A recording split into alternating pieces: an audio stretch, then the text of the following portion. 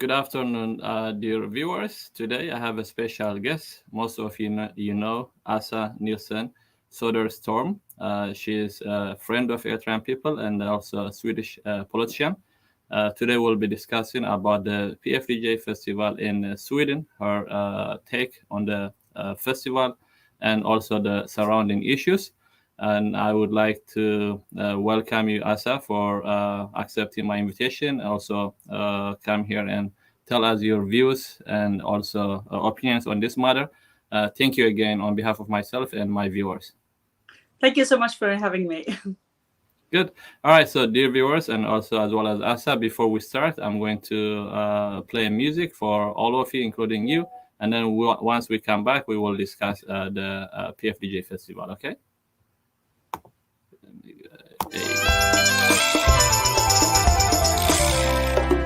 Panorama.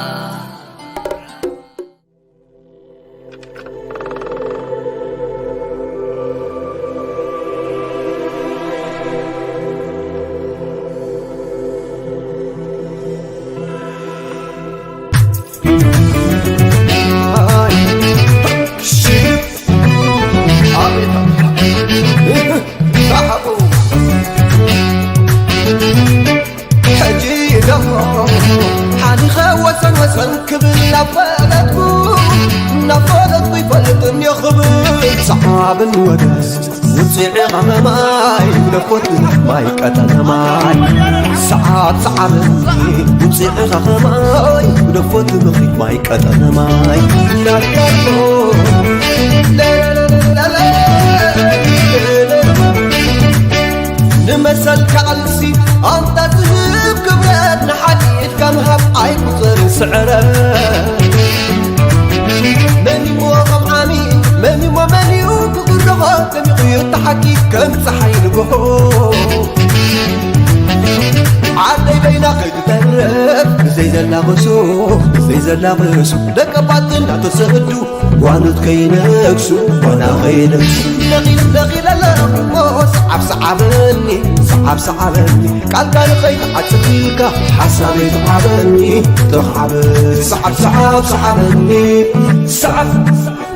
صعبني كلاي صعب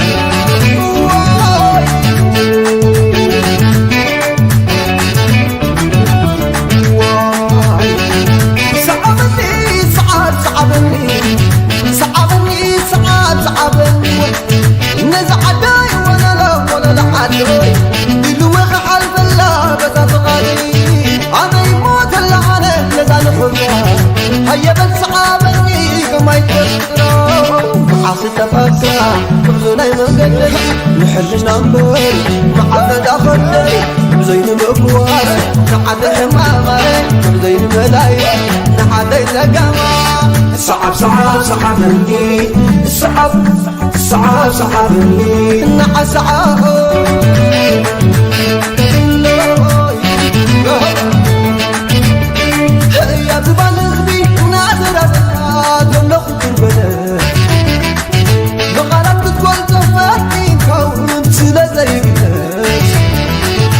نحن أبو جزين قتل صعبني الراي عصري تغب صعبني صعبني تلاي صعب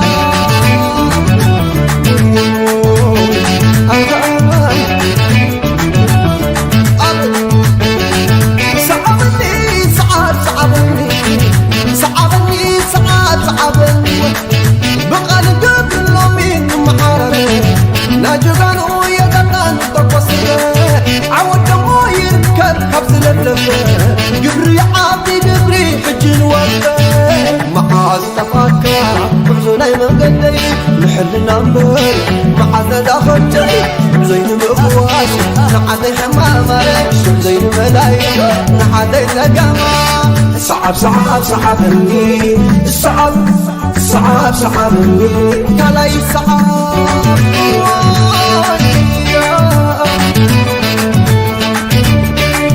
يا زبان غبي نادر أزاد نخط البلد بغلط تقول تفاتين كامل سلا زي بلاد يتنحل نسي أبو زين قتل صعب الدراي أصري تخرب سحب سحب سحب سحب سحب سحب نع سحب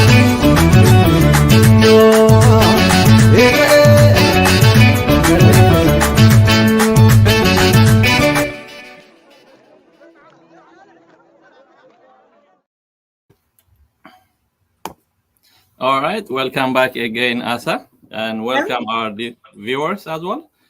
So before we start, I would like to introduce Asa. I know most of you know Asa. She's been at the forefront together with Eritrean justice seekers. But just to give a brief of her biography, Åsa Nilsson Söderström serves on the international board of the Liberalna and is the group leader of the Liberalna in the district council of Spanga Tenesta, Stockholm. Asa is managing the Lifeline Fund for the embattled CSO at SILC, as well as her part support in the MENA region. The International Lifeline Fund is specialized on supporting civil society under attack, and the political parties SILC supports often work in repressive countries. Thus, Asa has wide experience of working on the issue of closing democratic space and repression of civil society and political parties. Her educational background is bachelor's in political science, and she has a long experience of working with the liberal family in Sweden and internationally. In the late 1990s, she was the vice president of IFLRY. She has also served as the deputy head of the parliamentary office of the Liberal Party of Sweden and as a political advisor to the Minister of Gender and Equality. Again, thank you, Asa. If I miss something from biography, I would give you a chance also to, tell us a little bit more once we start the first question, okay? Yeah, sure. I think I'm not the interesting part here. The interesting part is the cause. So. Okay, good. All right, so let's start with the, today in the topic, as I have already introduced it, is the PFDJ Festival in Sweden. We know that PFDJ is preparing to hold its festival in Stockholm, Sweden from August 3 to 6. And you have been at the forefront of the Swedish politicians opposing this festival. Why are you opposing this festival? And does your constituents and your party support your position in this regard? Mm-hmm. Yeah, as you said, I'm a local politician in Stockholm. So the festival takes place quite close to where I live. So I've seen it for many years. Now it's the 25th time they're organizing it. And it's been clear for many, many years that this is not a cultural festival, as they claim. It's a festival organized by the regime to collect money. It's a festival to spread the propaganda of the regime. And it should have been stopped a long, long time ago, but it has not. And we just have to continue fighting. And I think there's some momentum right now. We've seen how festivals have been closed in Belgium, in the Netherlands, in England. So I think we need to learn from them here in Sweden. Okay, as you say, you've been opposing this festival for so long, and also I just realized you also asked me about my party, and the party is fully supporting this issue. And I'm not the first liberal politician fighting against this festival. About 10 years ago, we had a Swedish or a liberal mayor in Stockholm who was in charge of the cultural issues, and she fought very hard against this. And also, I think she managed to stop all the cash flow from the city council to this festival. So at least they are not funding it anymore. And we also have very clear democracy criteria in Stockholm. When you want to rent the premises that belongs to Stockholm City, you should be a democratic organization. But apparently these rules are not followed. And I've been bringing this up in the city council, and the Social Democratic mayor has promised me that she will work against it, but I have seen nothing, unfortunately. Okay, yeah. Again, as you know, that justice seekers who are opposing this festival named the campaign, Dawit Isa campaign, because it's like, and Dawit Isa, as we all know, is Eritrean Swedish national who have been kidnapped by the Eritrean regime since 2001, and no one knows his whereabouts, including his family. And the Swedish government has been working so long to release, Dawit Isaak, but has nothing come from the Eritrean region.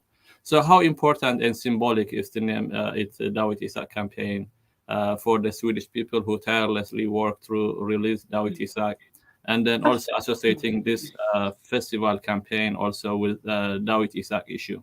And what do you see this one? What do you think about this? I think it's a very wise decision to connect the fight to Dawit Isaak. In many ways, Dawit Isaak and the famous profile they're using for him is more well known in Sweden than Eritrea as a country. And there's many people in Sweden who have fought a lot for Dawit Isaak's release, and they will feel sympathetic towards your cause as well, of course. Because as we all know, Dawit Isaak is just one of many who have the same situation. Okay, good. We know that people like you and also a lot of people sympathize with the issue of the Dawit Isaak, and I would say comparing to other people, I would say the Swedish people has more knowledge about the Eritrean region because of Dawit Isaak. So how can you what can you tell us about the especially your constituents feeling, people in Stockholm feeling about this PFDJ festival, given the regime is kidnapping Dawit Isaak and also all other stuff that comes with it? To be very honest, for most people in Sweden, I think this is a very marginal issue. Most people do not even know about it. It's very well known in the Eritrean community. It's probably well known maybe in the human rights area, but in general, this is not an issue people are talking about, not at all. That's also why the regime can be so successful in selling it as a cultural event. And basically, I mean, this is a problem of a general problem of the Swedish society. We are very segregated. For some, seems like we have not been able to build one Sweden with all the people who have come here over the last years, but it's very segregated. The Somali group keep for themselves, the Eritreans keep a bit to themselves, and not enough many people are getting involved in Swedish politics and Swedish civil society. We're not meeting each other enough, and that's why we're not understanding each other's problems enough. Yeah.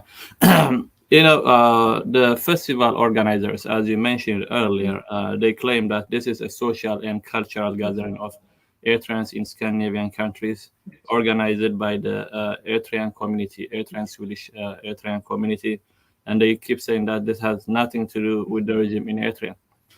They also say that they have the right to assemble as Eritrean Swedish people in Stockholm or anywhere else.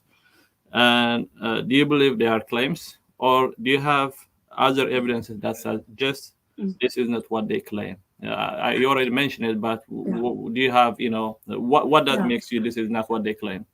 I think for some people who come to the festival, we should remember that it's thousands of people who come to this festival. So of course, for some people, it's a way to show maybe their kids their Eritrean heritage. They go there to have a fun time with their relatives, with family and friends. Because there's also fun parts. There's singing, there's the carousels and the funny rides and fun things for families to do. So of course, for some people, it is a social event. And it's also a fact that out of a population of 100 persons, maybe it's 5 who is interested in politics. It's the same in the Swedish group and the Eritrean group. Not everybody is so much into politics.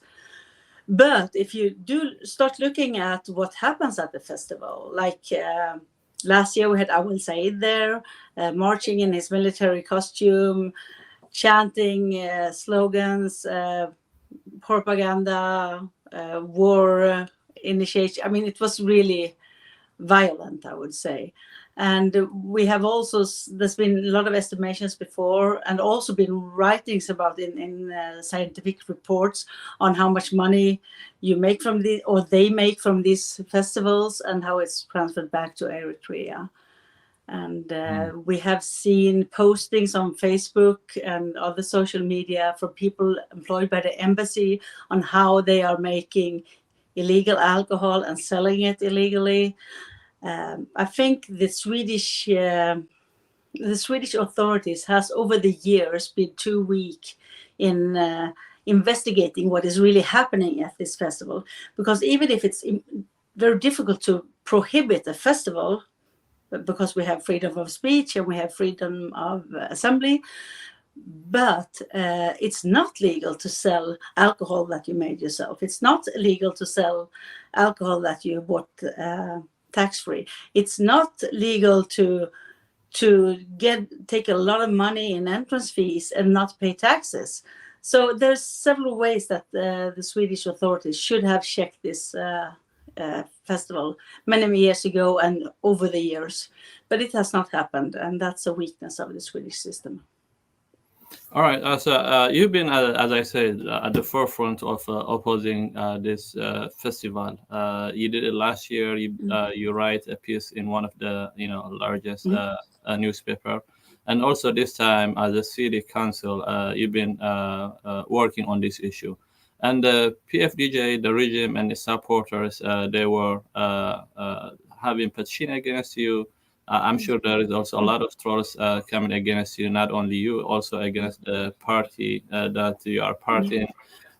So does this have any effect on you? Why do you think that they were coming hard against you?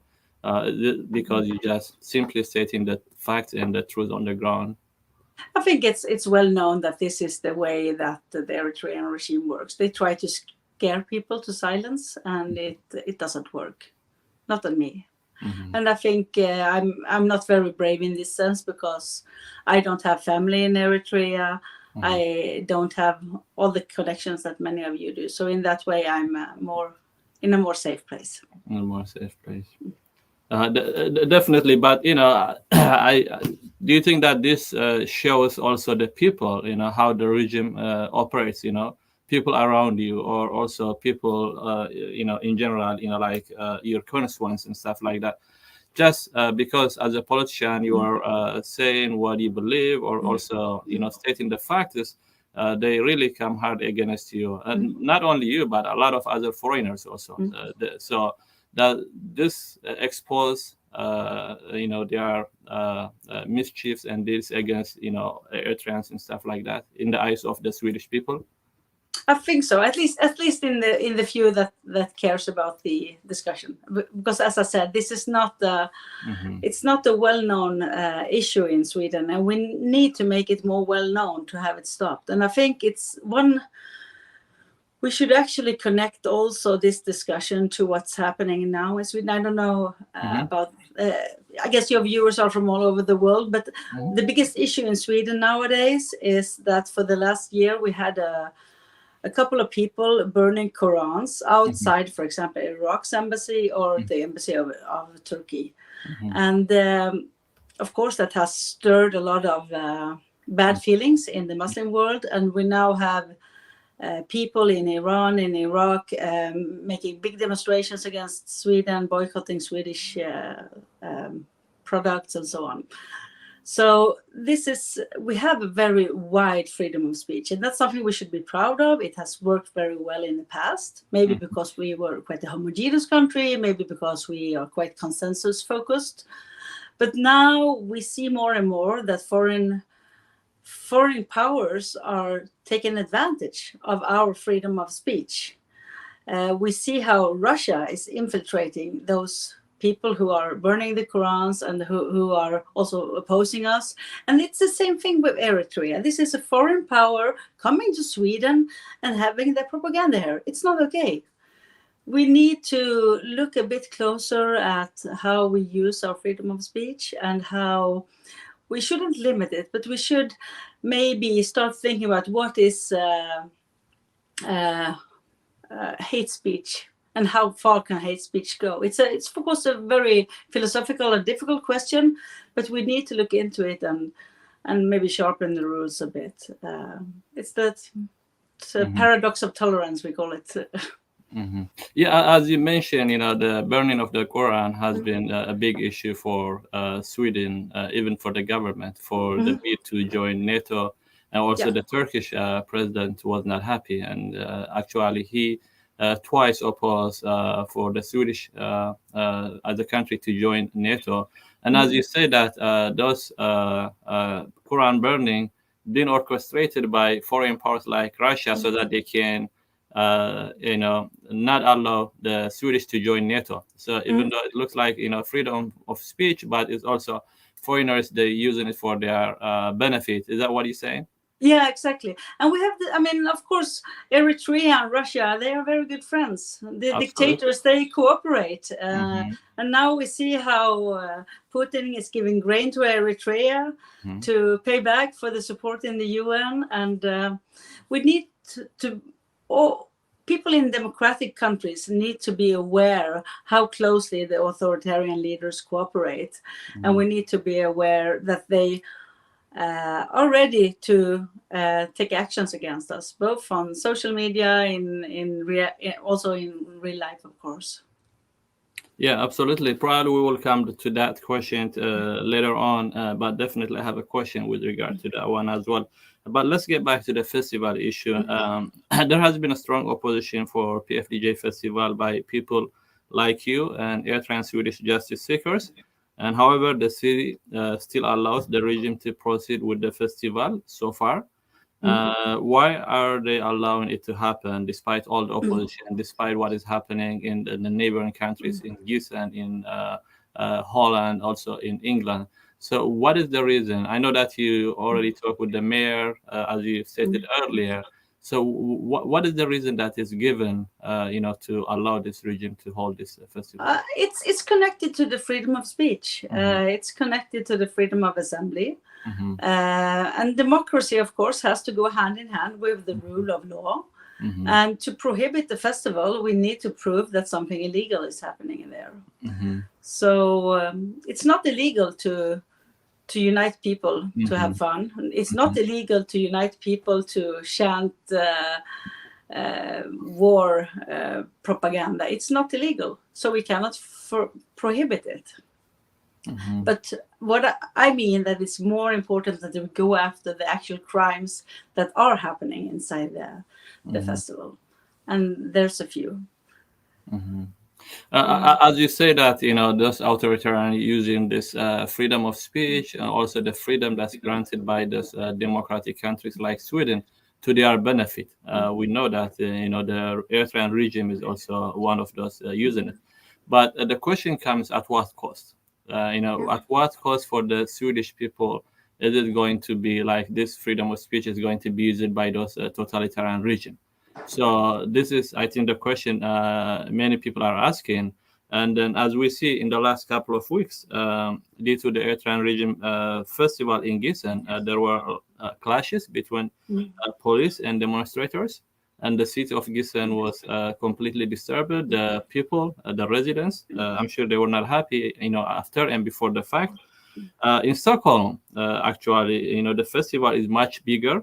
With more participants is expected from both sides because this is going to be a hub for the Scandinavian countries. And we know that when there are two opposing sides in such heated issue, there is a high probability that such demonstration turn into violence. We know that a lot of people are coming to Sweden to Stockholm from both sides. So in such instances, who is going to be responsible? I mean, they know that, there is a probability that even though nobody wants to happen, there is a probability that things can happen. And then the people, the residents of Stockholm are going to be also impacted by this issue. And then a lot of resources from the Swedish government, from the Stockholm city is going to be deployed. So, the question is it worth it? And then also, what can you say about all these things in general, given the situation in Gissen and so forth? My reply is that it's not worth it. I think there should be, and I think there is a possibility to stop the festival. because there is legitimate fear that there will be a lot of violence. But I'm not sure that everybody will interpret the law as I do, and I'm not a lawyer, I'm a politician. But I really would like to ask you guys who are planning to come to Stockholm, not to come, actually. I think we don't want people to be killed here. We don't want people to be hurt here. We don't want our police to have to focus on this Eritrean issue. We have enough problems with all the Quran burnings. We don't need more violence in Sweden right now. And I believe that most of the people who came to Sweden and to Europe from Eritrea, they came because they fled. They fled the authoritarian regime. They fled the violence. And that's why we should not use the same methods. Now you are in a democratic country. Now we should use the democratic methods. Get involved in a political party, get involved in civil society, cooperate with the people who already live in the country, learn from them and teach them about your background and what is happening in Eritrea. But let us build like the society together and do it in democratic means, because you don't want to bring the problems of Eritrea back here. We should stop the PFDJ, but we need to do it by democratic means. All right, Asa, in connection to this one, again, there is an example what's happening in Gießen, and then after the fact, a lot of those big media outlets, they were criticizing the city and also the police, and the issue was. They know that there can happen, violence can erupt. So they know that. So the question comes, there is a precedent. There is we know that what happened in Gießen. So why don't the Swedish, the city council or the police and everybody, why don't they can assess the situation? Once you assess the situation, as you say, the Eritrean government or in general, the Eritrean people shouldn't bring their issue to the Swedish soil. That's what even actually they say also in Gießen. This, if there is an issue, should be in Eritrea. But the regime is the one who's bringing this one, not the other people. So given that one, and also there is a probability that this can cause issue to the Swedish people, for the interest of the Swedish people, not for the interest of the Eritrean people, but for the interest of the Swedish people, why don't you think that the police officers, or the police, the security, or whatever, act, to stop this one? Because there is things going to happen. That's what it looks like right now.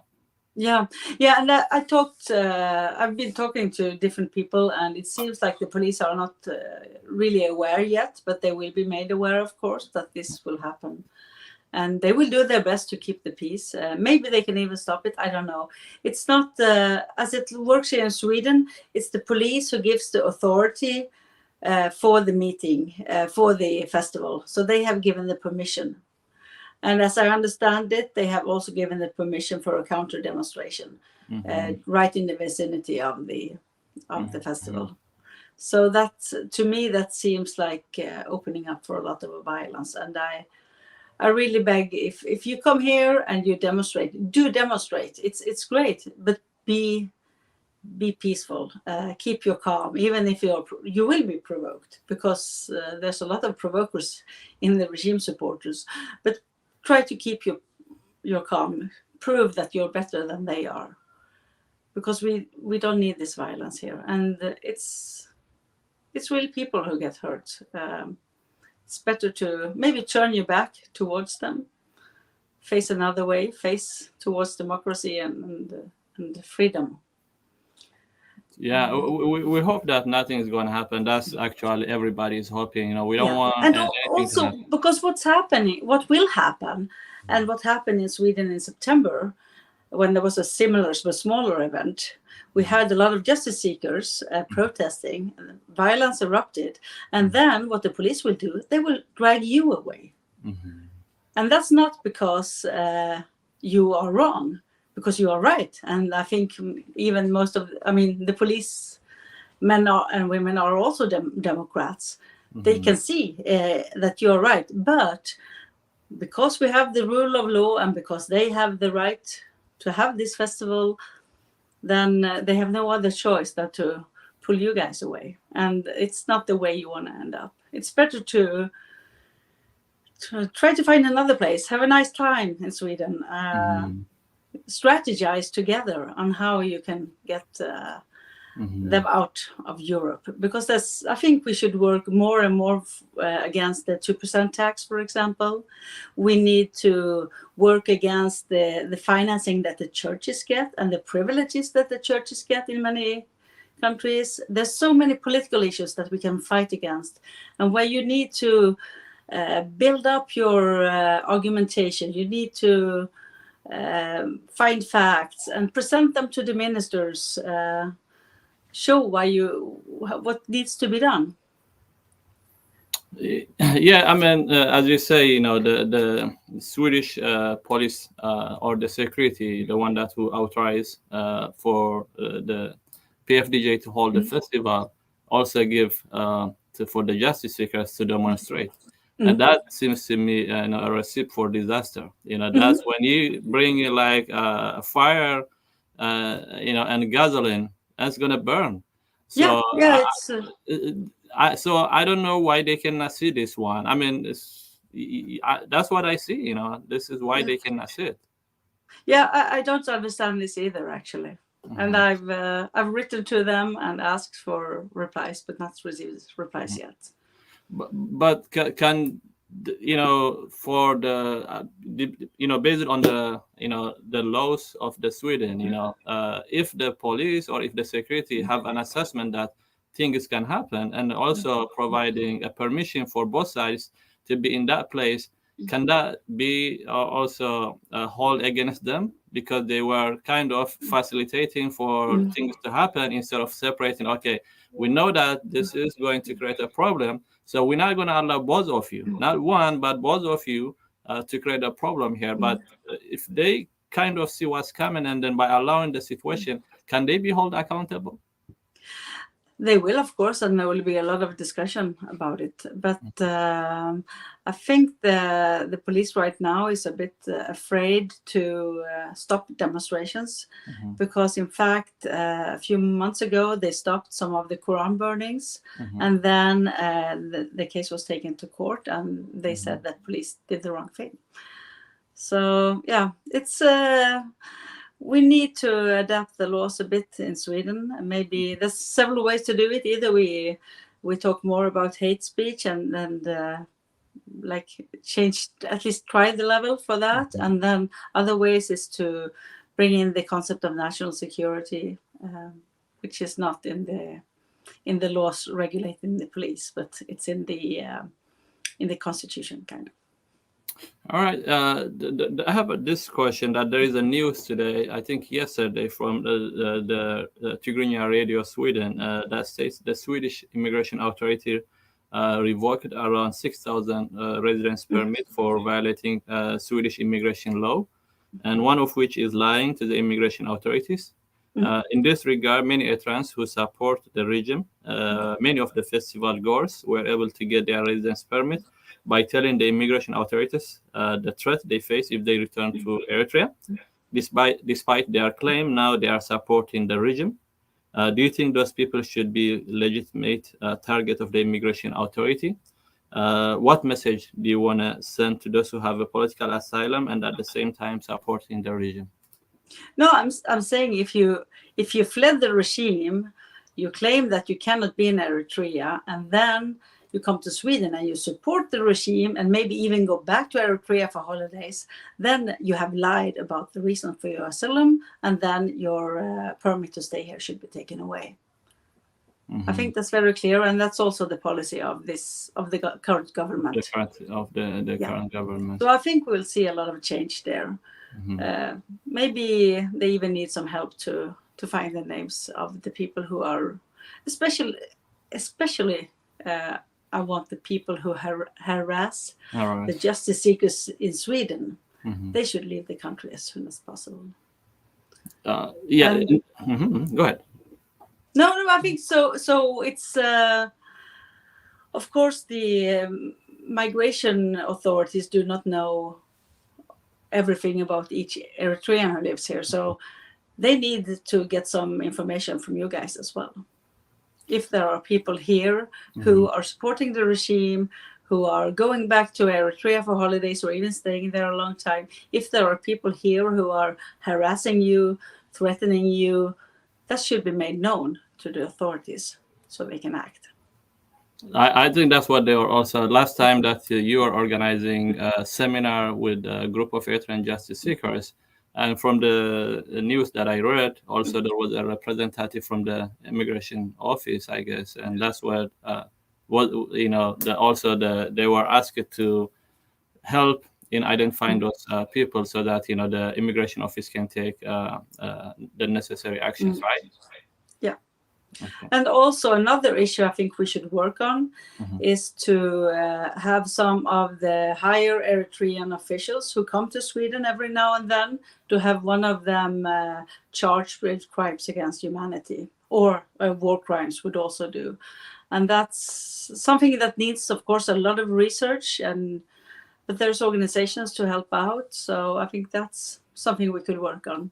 I know Reporters Without Borders have tried to get this done against Isaias Afewerki, but not succeeded yet. But if we find the right target, a person who goes to Sweden regularly and who has committed crimes, I think that might be a way to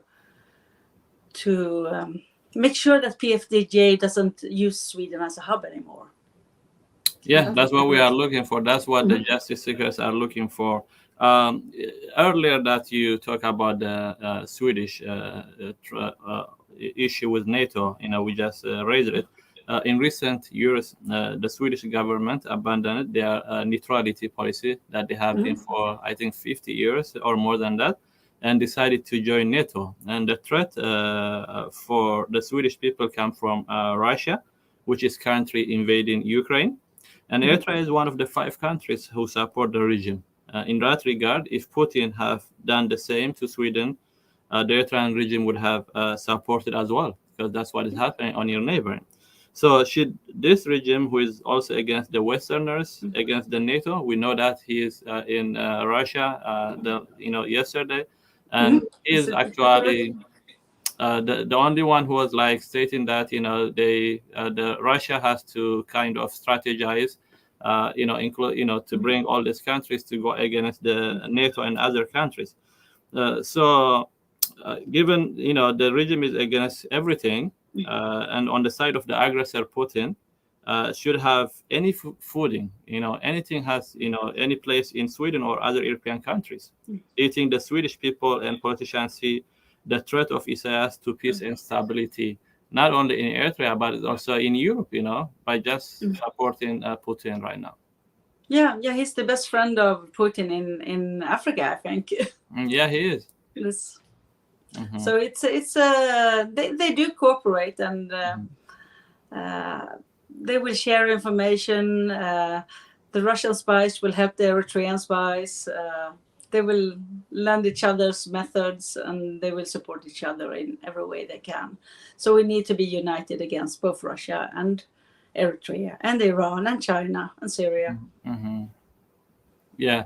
So what can be done to educate the public that, the regime in Eritrea, as you say, of course, the Swedish people, every people has their own way of life. So especially right now, as you said earlier, they might not be involved in politics that much. They might not be involved in, they may be more focused on the domestic issues, stuff like that.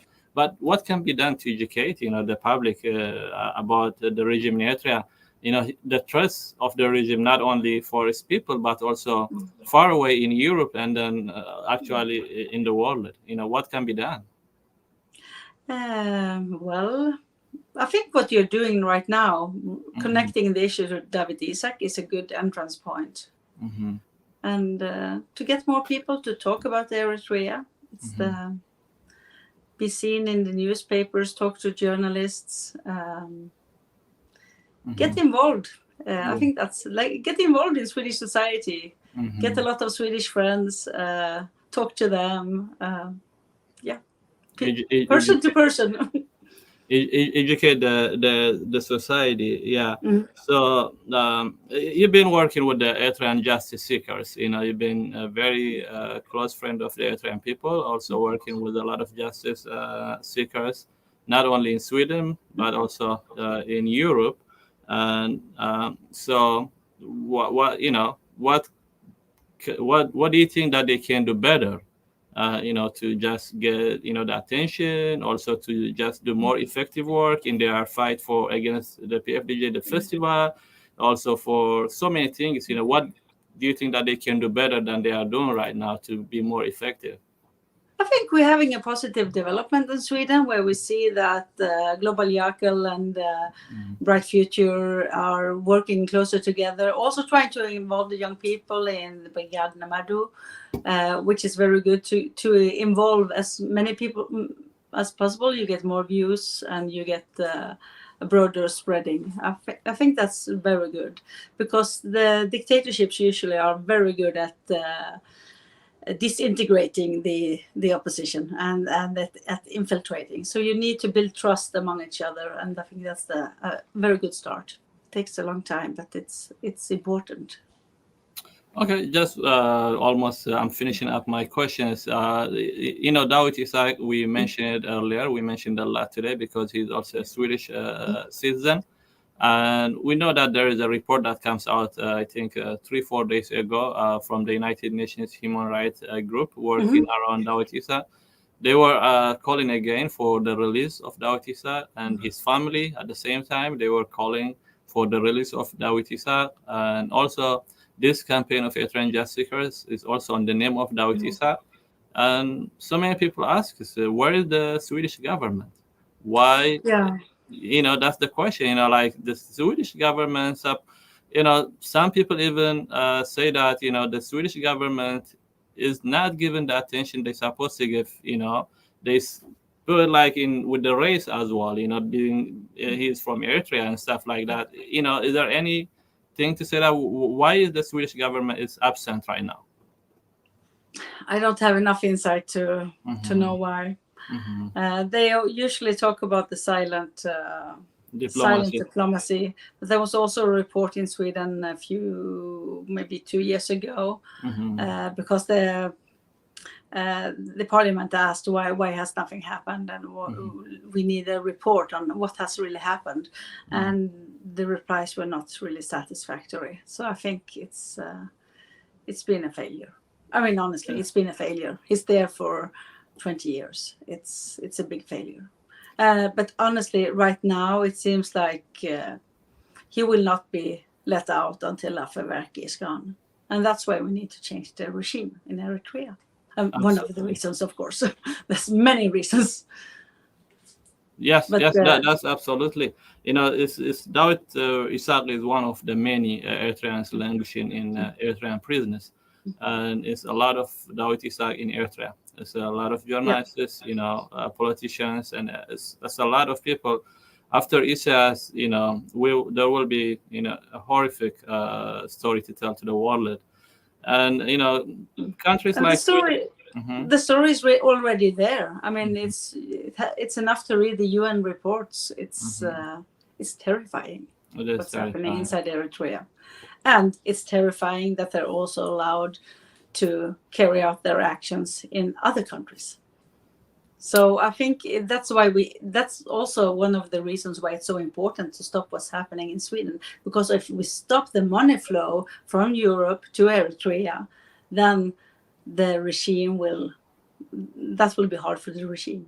And we need to make their lives difficult.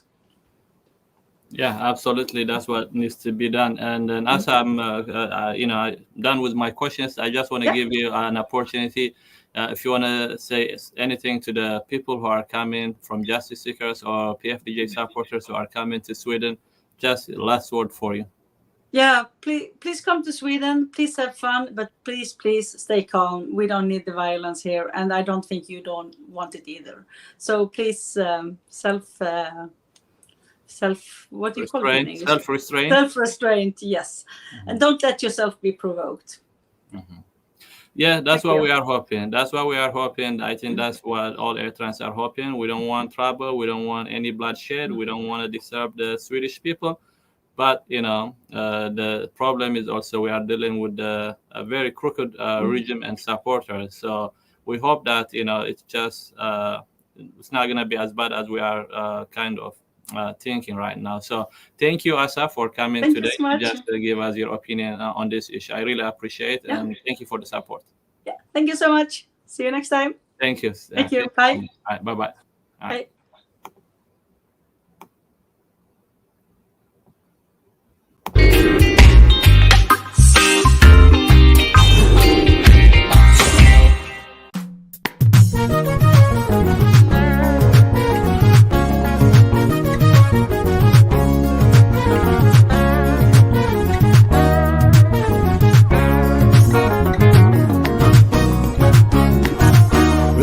لكم وزا زنبي لبس غزا زمبردو عين حيزا كعربي لتقانزا محراي حز حجن عزمو صباح من يغزمو قلنا الكل بلامو كني حكس نفالمو عادي وصل زي كسنة من كمان تدندن قديم مسكم تقدم عبيد مسكم تقدم بحر سدة توسدهم سقيبهم كل عبيدهم فتح البنا قيدهم قمد قبل زمرهم نعرف بازها قرب وياي نسمر مو بحوارنا عياي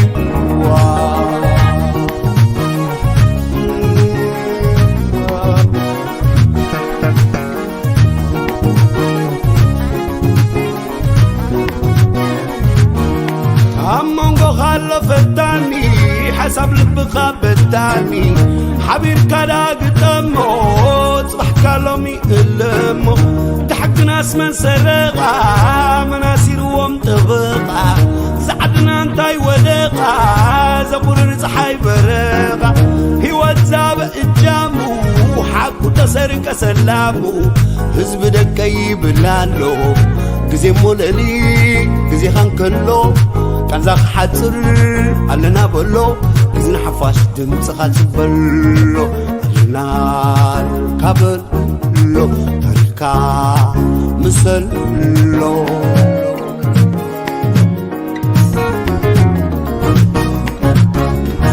وقت جمالو زي وازا كعرب كله تقانزا درنا دعين حيزا وقحتان قعزا تعلال كم عدغنت صباحي باسب سعنت تبحال الله ببونت بحراس عزم غنت هزبينا تغردنا بحيلنا تبتر من تغير رزقنا عين بالنسغان حرنتنا من داي حنفت حندي زقودات صباح قبل مخت عبي لما غرمو بدبي نركب موزاقر نوياي اسمر مو بحبار نحياي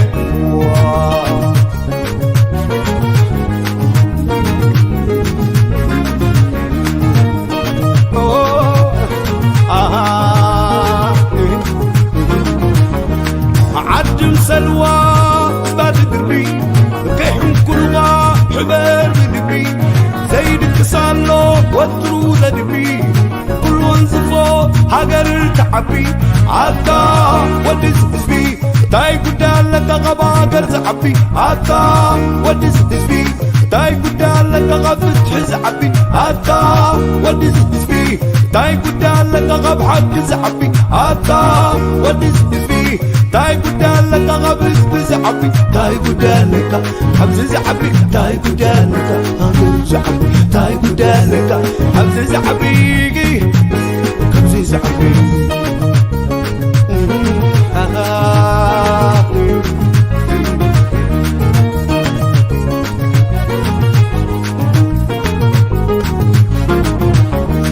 دمي بغبرة كم زي ملسة البان قدام النافسة نعيد دقيس من مستكسة مسلا لك زي تملسة عطا ودس بي تاي قدالك غباقر زعبي عطا ودس اسبي تاي قدالك غفت زعبي عطا ودس اسبي تاي قدالك غفت زعبي عطا ودس اسبي تاي قدالك غبو زعبي تاي قدالك ابو زعبي قدالك ابو زعبي تاي قدالك ابو زعبي تاي قدالك ابو زعبي